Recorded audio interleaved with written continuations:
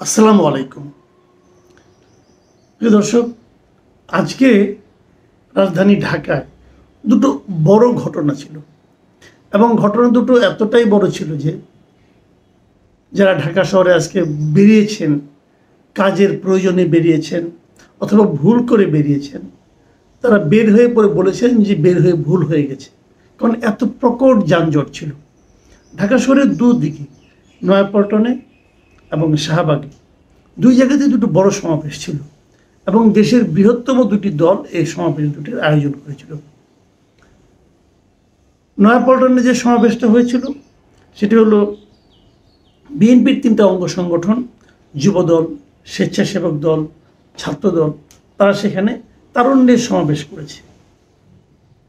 আর শাহবাগে করেছে জামাতের নেতা এটিএম আজহারুলের মুক্তির পর শাহবাগে জামায়াতের পক্ষ থেকে একটা জমায়েত হয়েছিল।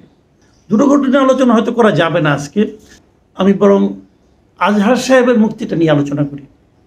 এই এটিএম আজহারুল ইসলাম জামাতের বড় নেতা ছিলেন। ওনাকে 2012 সালে গ্রেপ্তার করা হয়েছিল মানবতা বিরোধী অপরাধের অভিযোগে। সে সময় বলাই বাহুল্য আওয়ামী লীগ ক্ষমতায় ছিল। আওয়ামী লীগ তো ক্ষমতায় আসার পরে এবার মানবতা বিরোধী অপরাধের বিচারের জন্য তারা উঠে পড়ে লেগেছিল এবং অনেকেরই এর মধ্যে সাজা হয়েছে এবং সেই সাজা অনেকের ফাঁসি হয়েছে, প্রায় সবারই ফাঁসি হয়েছে। এখানে জামাতের লোকজনের যেমন ফাঁসি হয়েছে, বিএনপিরও দু একজনের ফাঁসি, সালাউদ্দিন কাদের চৌধুরীর ফাঁসি হয়েছে। এবং সেই মামলাগুলো কতটা নিরপেক্ষভাবে হয়েছে, বিচারটা হয়েছে, তা নিয়ে কিন্তু নানা ধরনের প্রশ্ন আছে। ওই সময় আমরা দেখেছিলাম ডেভিড বার্গম্যান একজন সাংবাদিক ছিলেন, উনি কিন্তু এটা নিয়ে অনেক রকম কথাবার্তা বলেছেন, মন্তব্য করেছেন এবং সে কারণে তাকে দেশ থেকেও বের করে দেওয়া হয়েছিল। এখন আওয়ামী লীগ সরকার চলে যাওয়ার পর এই সরকারের আমলে আমরা বিচার বিভাগের আরেকটা চেহারা দেখলাম। আমরা দেখলাম যে মামলা যাচ্ছে সেই মামলায় আওয়ামী লীগ আমলে করা অথবা আওয়ামী লীগের রাজনৈতিক কারণে করা অথবা অরাজনৈতিক কারণে হোক অথবা আওয়ামী লীগের স্বার্থ জড়িত আছে এমন সমস্ত মামলা যে রায়গুলি হয়েছিল আগে, এবার আমরা দেখলাম সবগুলি রায় কিন্তু বেকসুর খালাস হয়ে গেল সকল আসামিরে। সেটা আমরা 21 আগস্ট গ্র্যান্ড হামলা মামলাও দেখলাম। আমরা এছাড়া বাবর সাহেবের মামলা দেখলাম, বিএনপির স্বরাষ্ট্র প্রতিমন্ত্রী যিনি ছিলেন লুৎফুজ্জামান বাবর, ওনার মামলাও দেখলাম, ওনাকেও মৃত্যুদণ্ড দেওয়া হয়েছিল, ওনার একাধিক মামলায় খালাস হয়ে গেছে। এবং এবার দেখলাম যেটা যে এটিএম আজহারুল ইসলামকেও ওনাকেও আজকে একদম বেকসুর খালাস দেওয়া হলো। অথচ ওনাকে কিন্তু 2014 সালে ডিসেম্বর মাসে এই আন্তর্জাতিক অপরাধ ট্রাইব্যুনাল তাকে মৃত্যুদণ্ড দিয়েছিল। এই দণ্ডাদেশের বিরুদ্ধে উনি 2015 সালে উনি আপিল করেছিলেন। সে আপিল চলেছিল কয়েক বছর, প্রায় 4 বছর, এবং 2019 সালে সেই আপিলেও তাকে মৃত্যুদণ্ড দেওয়া হয়। এবং 2020 সালের 15 মার্চ আপিল বিভাগের পূর্ণাঙ্গ রায় প্রকাশিত হয়। পূর্ণাঙ্গ রায় প্রকাশের পর 2020 সালের 19 জুলাই তিনি আপিল বিভাগে আবার রিভিউ চেয়ে আবেদন করেন। সেই রিভিউটা পড়েছিল এত বছর। যদি রিভিউটা তখন হয়ে যেত তাহলে আপনি নিশ্চিত থাকতে পারেন কী হতো আমি জানি না। তো আমার ধারণা যে তো মৃত্যুদণ্ড হয়ে যেত, কারণ আগের কারো ক্ষেত্রে কিন্তু রিভিউ যে রায় চেঞ্জ হয়েছিল, মানে এই আন্তর্জাতিক অপরাধ ট্রাইব্যুনালের মামলাগুলিতে আমার দেখা নাই, আমি দেখিনি পর্যন্ত রিভিউ চেয়ে যে রায়টা পরিবর্তন হয়ে তাকে মৃত্যুদণ্ড থেকে বাঁচিয়ে দেওয়া হচ্ছে, এটা আমি দেখি নাই। কিন্তু এবার সেটা হলো গতকালকে খালাসের আদেশের পর আজকে সকালে উনি শারীরিকভাবে জেলখানা থেকে বের হয়ে আসতে পারেন। এই হলো ঘটনা। এখন এই ঘটনার পর আমি কয়েকটা প্রতিক্রিয়া কেবল আমি আপনাদেরকে একটু পড়ে শোনাতে চাই। আর কিছুটা প্রতিক্রিয়াগুলোতে আমার নিজস্ব মতামত আমি খুব বেশি দিতে চাই না, কারণ প্রতিক্রিয়াগুলো এত গুরুত্বপূর্ণ আপনাদের কাছে মনে হয় ওখান থেকে কিছু একটা ধারণা পাবেন। আইন বিষয়ক উপদেষ্টা মিস্টার আসিফ নজরুল উনি একটা স্ট্যাটাস দিয়েছেন ফেসবুকে এই ঘটনার উপর। এখানে উনি কী লিখেছেন আমি ওনার লেখাটা পুরোটাই পড়ব। উনি লিখেছেন, নির্দেশ প্রমাণ হওয়ায় মুক্তিযুদ্ধকালের মানবতা বিরোধী অপরাধের মামলায় মৃত্যুদণ্ডাদেশ থেকে খালাস পেয়েছেন জামায়াত নেতা এটিএম আজহারুল ইসলাম। দণ্ডাদেশের বিরুদ্ধে তার করা রিভিউ সর্বসম্মতিক্রমে মঞ্জুর করেছেন প্রধান বিচারপতির নেতৃত্বাধীন সুপ্রিম কোর্টের আপিল বিভাগ। আজহারুলকে মৃত্যুদণ্ড দিয়ে আন্তর্জাতিক অপরাধ ট্রাইব্যুনালের রায় এবং মৃত্যুদণ্ড বহাল রেখে এর আগে আপিল বিভাগের দেওয়া রায় বাতিল করা হয়েছে আজকের রায়। এই ন্যায় বিচার প্রতিষ্ঠিত হওয়ার সুযোগ সৃষ্টির কৃতিত্ব জুলাই গণ আন্দোলনের অকুতোভয় নেতৃত্বের।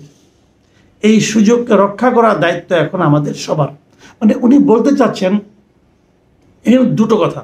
একটা হলো এই যে আজহার সাহেব যে মুক্তি পেলেন, এটাকে উনি মনে করছেন যে এটা ন্যায় বিচার প্রতিষ্ঠা হয়েছে, এবং এই ন্যায় বিচার প্রতিষ্ঠার সুযোগটা যে সৃষ্টি হয়েছে এই টোটাল কৃতিত্বটা উনি দিচ্ছেন জুলাই গণ আন্দোলনের অকুতোভয় নেতৃত্বকে। মানে আন্দোলনকে না, আন্দোলনে যে কোটি কোটি মানুষ আন্দোলনের সঙ্গে যুক্ত ছিল তাদেরকেও না, কেবল নেতৃত্বকে। আমি এই জিনিসটা না বুঝতেই পারলাম না, নেতৃত্বকে কেন দিতে হবে? নেতৃত্বে কারা ছিলেন আসলে? আমি তো মনে করি জুলাই গণ আন্দোলন ছিল একটা স্বতঃস্ফূর্ত আন্দোলন। এখন উনি নেতৃত্ব কোথায় পেলেন, এবং সেই নেতৃত্বকে কৃতিত্ব দিতে হবে কেন? এই নেতৃত্ব যদি এই আন্দোলনের সঙ্গে এই দেশের আপামর জনগণ যুক্ত না হতেন তাহলে কি আন্দোলনটা সফল হতো? এই নেতৃত্বের কি ভূমিকা ছিল তাদের উপর? ওই নেতৃত্বে এখন ডাক দিলে অত লোক আসে? আমি এই জায়গাটাতে আসিফ নজরুল সাহেবের কাছ থেকে এই ধরনের আমি একটা কথা আমি আশা করিনি। আর পরে যে কথাটা, এই সুযোগকে রক্ষা করার দায়িত্ব এখন আমাদের সবার, এটা আমার কাছে খুব পছন্দ হয়েছে। এখন এই ক্ষেত্রে আমি আমার মন্তব্য করার আগে আমি আরও দুই একটা মন্তব্য একটু আপনাদেরকে পড়ে শোনাতে চাই। সাংবাদিক মঞ্জুরুল আলম পান্না উনি একটা স্ট্যাটাস দিয়েছেন যে ৭১-এ তো দেশে কোনো যুদ্ধই হয়নি, যুদ্ধাপরাধ আবার আসে কোত্থেকে? ঠিক বলছি না বাহে? উনি খুবই ব্যঙ্গ করে বলছেন আর কি, যে যুদ্ধাপরাধী বিচার হবে কীভাবে? যুদ্ধই তো হয়নি। একজন গায়ক যিনি নাকি এই আন্দোলনে, জুলাই অগাস্ট আন্দোলনে খুবই গুরুত্বপূর্ণ ভূমিকা রেখেছিলেন, সঙ্গীত শিল্পী শায়ান, তিনি একটা স্ট্যাটাস দিয়েছেন। সেখানে উনি লিখেছেন, সেটা নিয়ে আবার ইত্তেফাকে একটা ফটো কার্ডও দেখলাম আমি। উনি লিখেছেন, জামায়াতকে বুকের সাথে আগলে রেখে রাজাকারের বেকসুর খালাসকে উদযাপন করে আপনারা আমাদের ভোট চান। এই কথাটা উনি বলেছেন মূলত এনসিপিকে লক্ষ্য করে। তৌহিদ হোসেন রনি নামে একজন, উনি হুমায়ুন আজাদের একটা বক্তব্যকে কোট করে স্ট্যাটাস দিয়েছেন। হুমায়ুন আহমেদের যে বক্তব্যটা উনি কোট করেছেন সেটা হলো, পাকিস্তান ভাঙার অপরাধে এদেশে একদিন মুক্তিযোদ্ধাদের ফাঁসিতে ঝুলিয়ে মৃত্যুদণ্ড প্রদান করা হবে। সেই বাস্তবতা দিকে আমরা যাচ্ছি কি না আমি জানি না, তবে হুমায়ুন আজাদ অনেক আগেই এই ধরনের একটা মন্তব্য করেছিলেন। আমি আরেকটা মন্তব্য পড়তে চাই, ফেসবুক থেকে আমি পেয়েছি। মুক্তা শেরপা তিনি লিখেছেন, যে বিচারে রাষ্ট্রপক্ষ এবং আসামি পক্ষ উভয়ে খুশি সেই বিচারকেই ন্যায় বিচার বলে। মানে এই আজহার সাহেবের এই বিচারে রাষ্ট্রপক্ষ খুশি হয়েছে, এবং আসামি পক্ষ খুশি হয়েছে।